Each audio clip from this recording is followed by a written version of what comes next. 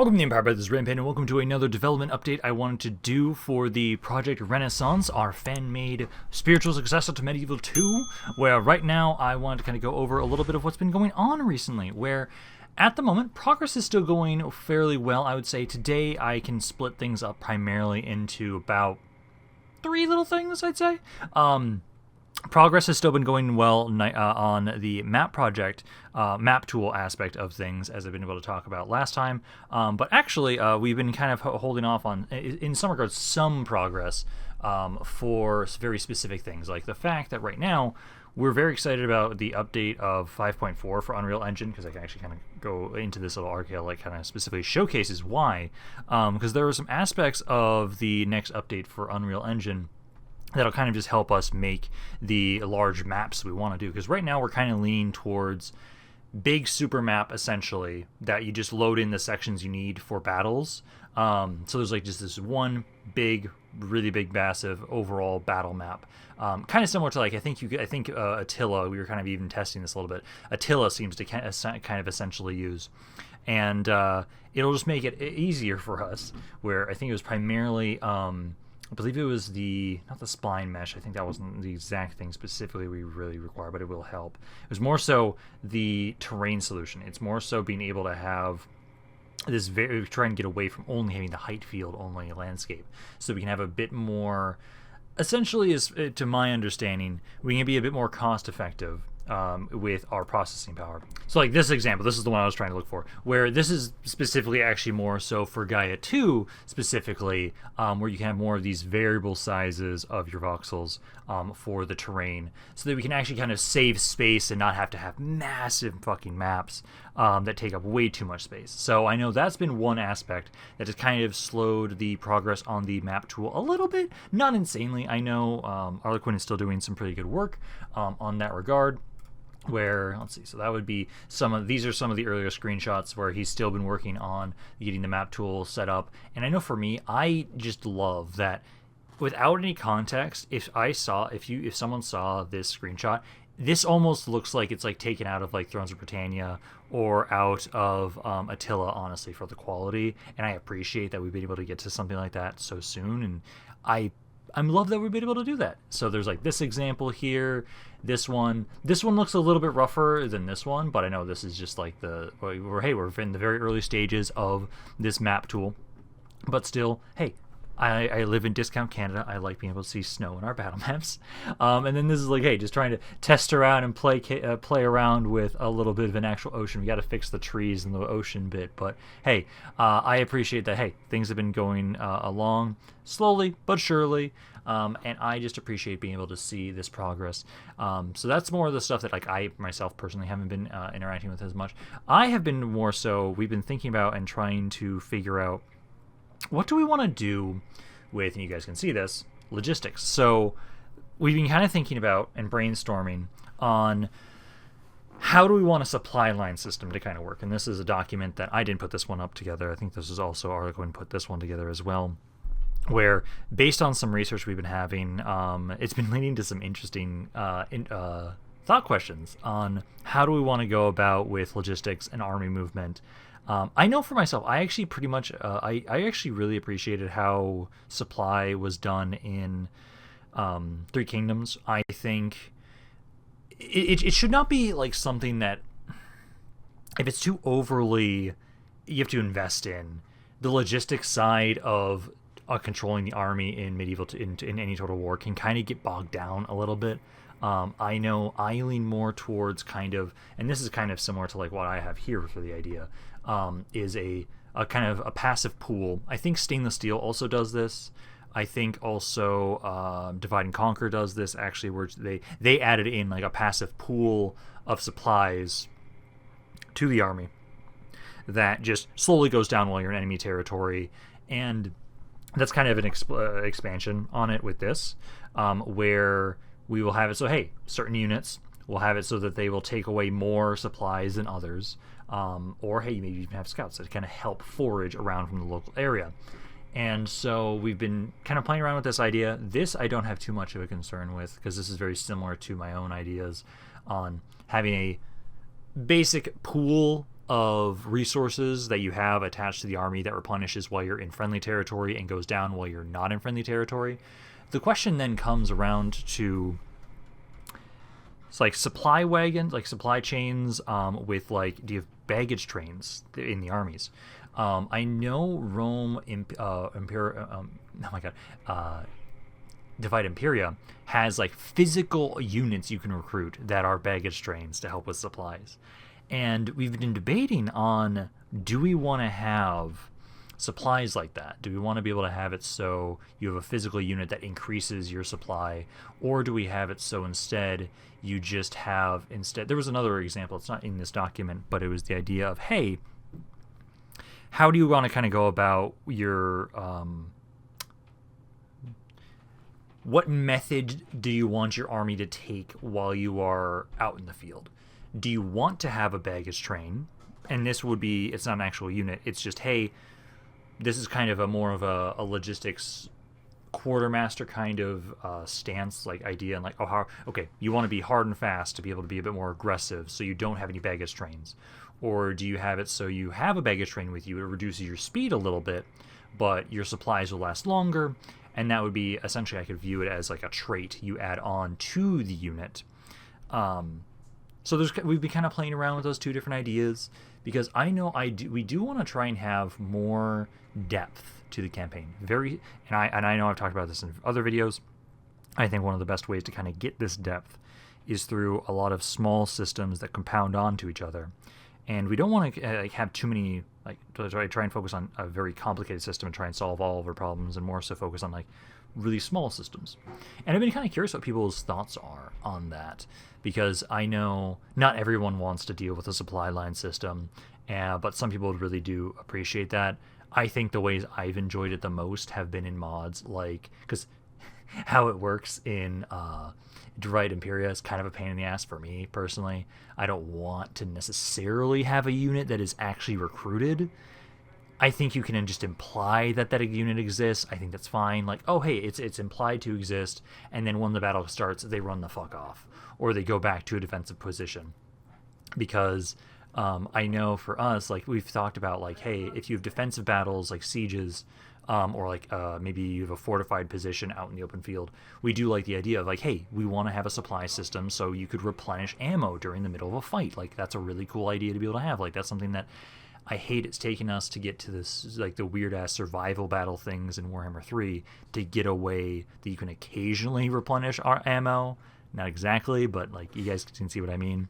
But I think you can kind of imply, oh, yeah, you have these baggage trains. Once the battle starts, they run off. Similar to the idea, this is where I was talking about the interesting research, where we found that there have been some references to mounted cavalry for Saxon armies. Because that kind of leads to the second thing I know I want to talk about a little bit today, where it's been we found that occasionally they let's see, it doesn't have the best example here, as we've been kind of figuring out what do we want to think about for rosters. And this is an example roster, and this is a different version of kind of the same thing. But what I was trying to say is you have mounted infantry, which aren't actually straight up cavalry, but just for traveling purposes, they would mount up. And it's led to an interesting idea of oh, well, okay, what's the best way we want to handle these units if we were to add them? Do we have them be just a shitty mounted cav unit, or it's they just have they maybe don't have proper cav training, so they can't fight on horseback, so they don't have all the same stats as somebody that actually has that training? Maybe that's the way we would do with it. Or maybe that mounted cav unit or that mounted infantry unit just gets bonuses on the campaign map for its movement range and how it affects supplies.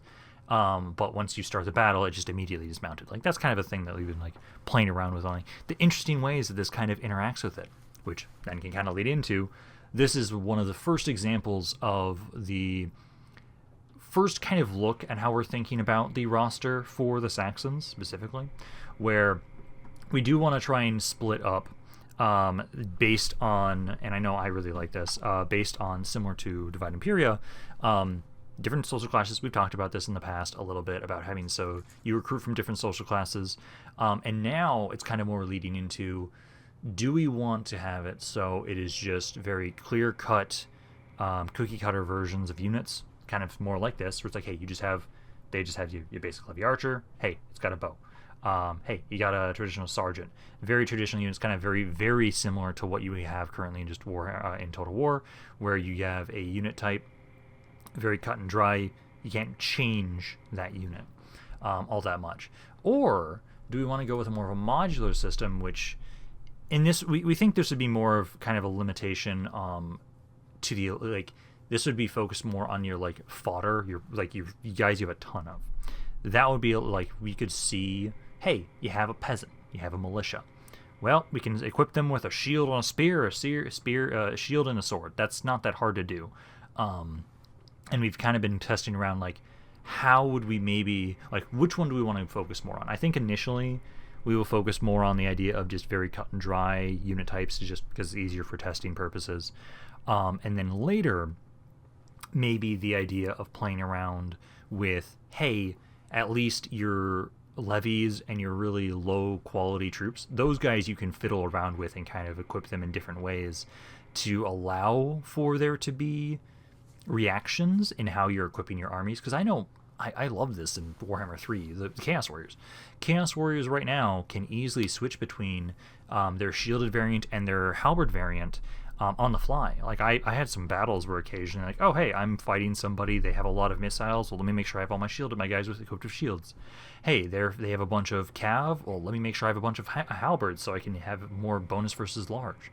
So something like that is really engaging. I know I worry about us having too much of a focus on always switching your armies, and you can just always switch your army to the perfect situation every single time. It kind of makes it so there's not as much care or decision making in what you initially recruit, because I know that's something I really appreciate with Medieval 2, where hey, you don't always have the best units for the occasion, so you have to make do with what you have, and that can lead to some very interesting battles.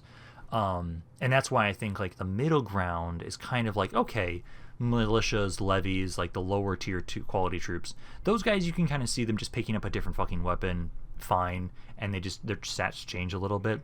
But your elites, they're going to have specific training with the specific weapons they're equipped for, and so you would expect them to not switch out their weaponry nearly as much. So it's kind of something that I think has been interesting to think about, and I'd be curious to see what you guys have to say about this. I think then the only other thing I really have to talk about is a slight update on the battle prototype. That's still going along nicely. I know I'm slightly annoyed that I can't actually test it right now because I keep running into crashes, and I'm actually trying to showcase the crash reports that I'm getting with Carl or with Al. God damn it. It's Corey, but it's username, whatever. Doesn't matter. The main guy doing the battle prototype right now, where I'm running into different crashes when I'm trying to test out the battle. Specifically, so far he's been kind of getting some more of the actual calculations that we're going to be using for the projectiles. That's kind of the main focus. He's got a version that's working right now, not the most optimized, and he knows he has to fix that. We're gonna have to fix that at some point, but that's okay. We at least have the basic version, as long as we don't let it have caused too much technical debt, and we fix the issue now, we'll be fine. But essentially, we're still slowly making progress on the battle prototype. I still hope we can get something by the summer, spring or summer, for the battle prototype. I want to just throw cubes at each other. Like that's it. If we can just get cubes to throw at each other and kill each other, and we can have a basic demo for people to play, I will love if we can do that. Because I know for right now, there's not a ton to show you guys occasionally, which kind of sucks. I feel bad about that, but I know you guys are fairly patient, and I appreciate I know I do, and also the team appreciates hearing words of encouragement from you guys, and how, like, hey, take your time. We want a good product. We want to see success here. And I know, like, right now, I'm trying to make sure we keep engagement up. That's my job. That's my thing to do. I have to get you guys hyped about this and showcase the little updates. And so far, hey, like, there's a little bit of things like that. There's a couple things there, like, hey, we're definitely waiting on this update here a little bit, just because, like, once we have this, that'll make the map tool a bit easier to implement, which we really appreciate. Then also, hey, just kind of playing around with the idea of, like, hey, what's going on with supplies, what makes sense, what's fun, what's annoying. That's something very important to consider. I know this is like just a very basic general description of, or example right now. And these values could very easily change with your playtesting, but I think it's a good start at least to kind of think about it. And then hey, like the roster stuff, like this is important. Like hey, how do we want to set up the roster? Because we're trying to gather more information from research to be able to set up and develop these rosters so that we can actually fully go through with that 3D modeling of the units, because that's going to take forever. But hey, once we at least figure out, oh yeah, this is the roster we want to do, then it makes it a lot easier for us to know what are we actually going to be trying to modeling and everything like that.